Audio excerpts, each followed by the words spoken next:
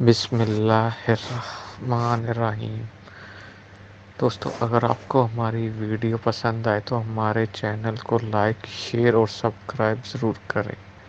وزیر اعظم عمران خان کا سعودی عرب میں پاکستانی کمیونٹی سے خطاب۔ وزیر اعظم کا کہنا تھا کہ میں اوورسیز پاکستانیوں کی اہمیت سب سے زیادہ جانتا ہوں۔ شوکت خانم، ہسپتال چلانے میں اوورسیز پاکستانیوں نے بڑا اہم کردار ادا کیا۔ 90 لاکھ اوورسیز پاکستانی ہمارا بہت بڑا اثاثہ ہیں۔ ہم چند ملکوں میں سے ہیں جنہوں نے کورونا میں لوگوں اور معیشت کو بچایا۔ وزیر اعظم نے کہا، سعودی حکومت کا خاص طور پر شکریہ ادا کرتا ہوں۔ سعودیہ اگر مشکل وقت میں مدد نہ کرتا تو ہم ڈیفالٹ کر جاتے۔